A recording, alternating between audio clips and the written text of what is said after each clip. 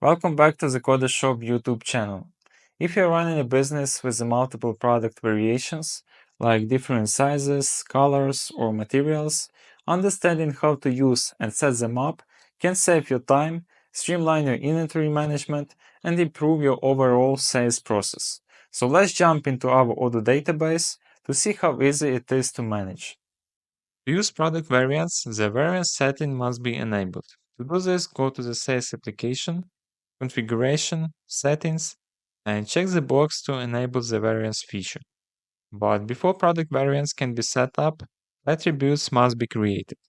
Attributes are things like size, color, or material.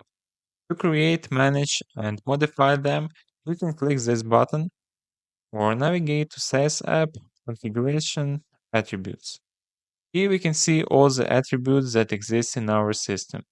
To create a new attribute, just click on the New button.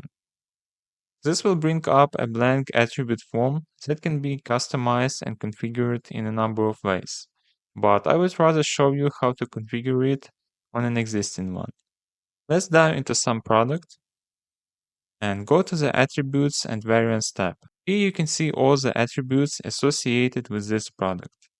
Now let's take a closer look at some of them. So let's get started. First, create an attribute name. Next, select one of the options in the Display Type field. This determines how these attributes will be displayed in the online store, the point of sale dashboard, and the product configurator. We will select color and come back to others later. The Variant Creation Mode field tells Odoo when to automatically create a new variant when an attribute is added to a product.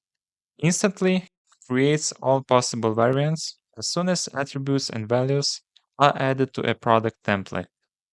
Dynamically creates variants only when corresponding attributes and values are added to a sales order. And Never option never creates variants automatically. Also remember that once an attribute is added to a product, its variant creation mode cannot be edited. Here you see the eCommerce filter visibility field. It determines whether or not these attribute options are visible to the customer on the front end when they shop in the online store. Below we can see the Attribute Value tab. Values can be added to or removed from an attribute at any time. To add a value, simply click Add a line and then type in the name of the value. For example, let's add the color black. Next, check the box if the value is custom. If checked, this would mean that when a customer selects this specific value in your online store, a separate field would appear, allowing them to add customizing notes to their order. If display type color is selected, the option to add a color will appear to make it easier for salespeople and customers to know exactly what color option they are choosing. To select a color, click on the empty circle to bring up the color selector pop-up. In the pop-up window, select a specific color by dragging the color slider to a specific shade and clicking on the color portion directly in the gradient window. You can also download the attribute value photo here and add some extra pay for certain values. For example, the customer should pay $5 extra for black color t-shirt. Okay, now let's add this attribute value to the product. Just click on the row and select the attribute you want from the drop-down menu. You can also create a new attribute directly from here. Just click on the Add a Line, More, and New button. Let it be a material attribute. We will use Select Display Type, and let's add several values. Let it be cotton and polyester. Okay, we are going to save it and add these attribute values to the product. Okay, after we save it, let's see how it looks on our website. So here you can see all the display types, the radio type, color, fields, and select types.